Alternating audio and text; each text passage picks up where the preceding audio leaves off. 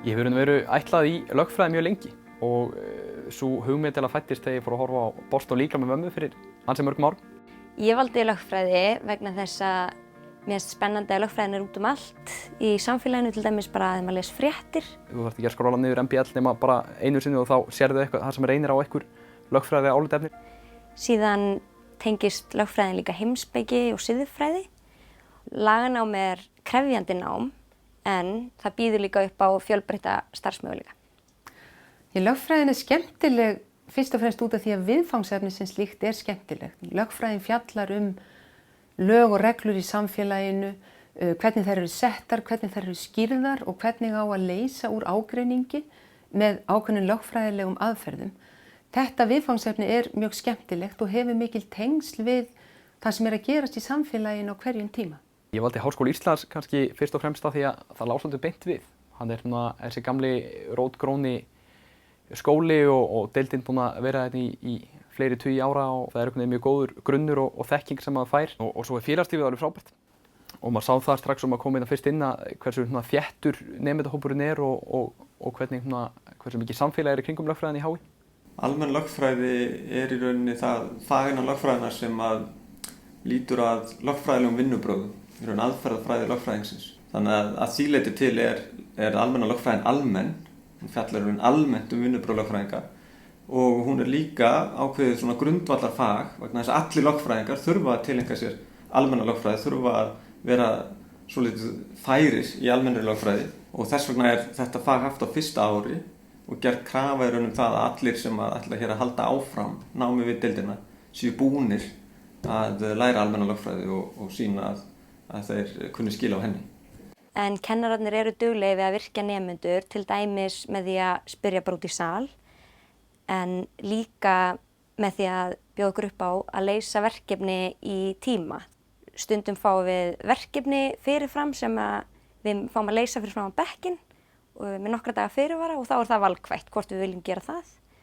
Og síðan eru umræðutímar í öllum námskeiðum sem mastersnemar sjá um. Og lagadeildin hefur að mínu mati verið að breytast nokkuð ört. Það þýðir með öðrum orðum að kennsluhættirnir er að taka breytingum, meiri þá átt að nemendur séu virkir þátttakendur í sínu eigin námi, ræði málin við kennarann og nemendur og skili verkefnum á meðan á hverju önn stendur, þannig að framvinda námsins er yfir önnina en ekki bara í prófi, 100% prófi í lokin.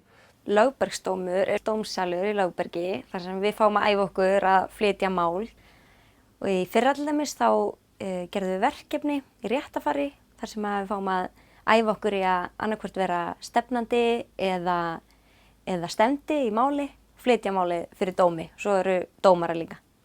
Oratóri er mjög gamalt félag. Það er elsta, fjölmennasta og sjálfsög öflugasta nemendafélag Háskólans og í raun og veru hverfist bara allt félagslíf lögfræði nema í kringum oratór. Það eru viðburðir alla 40 daga, það er árshátíð og hátíðamóttaka og ræðunámskeið, íþróttamót, ferðir og í raun og veru er þetta annar handleggur námsins sko. Það eru bækurnar og svo er það oratór. Mér finnst félagsliðið bara frábært. Ég hef búin að heyra góða hluti og alltaf fyrsta önn í lögfræði er rosalega þung. Þetta er svona mikið álag og það er svona að passa upp á að þessi tekið rosa vel á móti þér.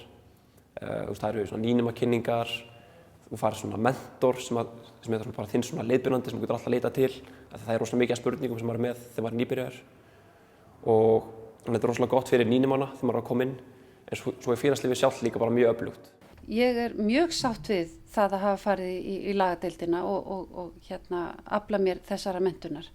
Og mér finnst hún hafa nýst mér mjög vel, bæði lögfræðin og líka þessi ægi í textagerð sem ég lærði í lögfræðinni, að beita tungumálinu á skýran hátt og beita rökfræðinni. Og ég mæli hiklaust með henni, mæli hiklaust með þessu námi því að mér finnst að breiddin sem að það gefur, hún er bara ómetanleg, það er svo mörg tækifæri, það er svo margt hægt að gera, það þurfi ekki allir að fara sömu leið og þetta er akkurat nám fyrir þá sem líka fyrir þá sem að vilja prófa eitthvað nýtt.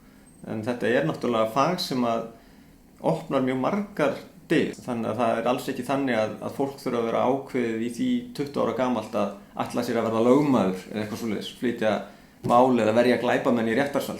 Og það er líka algengur misskilningur, heyri ég stundum hjá fólki sem er að byrja í lögfræði, að það haldi að lögfræðin sé svolítið bundin við Ísland vegna þess að þú ert að læra íslensk lög, er það ekki? En þetta er ekki þannig. Það er þannig að íslenska réttarkerfið er svona hluti af ákveðinni fjölskyldu réttarkerfa og nám í lögfræði frá Háskóla Íslands nýtist þér mjög vel í framhaldsnámi erlendis í lögfræði. Þú getur unnið við lögfræði störf á erlendri grundu, þú getur tekið próf og aflaði lögmannsréttinda í erlendum ríkjum og svo framvegis. Þannig að íslenski lögfræðingar eru að vinna út allan heim og geta nýtt menntun sína á mjög víðum grundvelli. Ég fór til Prag í Tékklandi í skiptinám og ástæðan fyrir ég valdi Prag var vegna þess að ég hafði komið þangað áður og vissi hversu falleg borgin er. Og þegar ég las mig til skólan þá sá ég að þetta var mjög góður lagaskóli. Mér fannst HÍ undirbúa mig mjög vel fyrir námið í Charles, alveg klárlega. Og ég tók bara eftir því að það voru margir nemendur í skólanum sem voru verr undirbúnir, ég get alveg sagt það. Þannig að já, HÍ undirbjó mig mjög vel.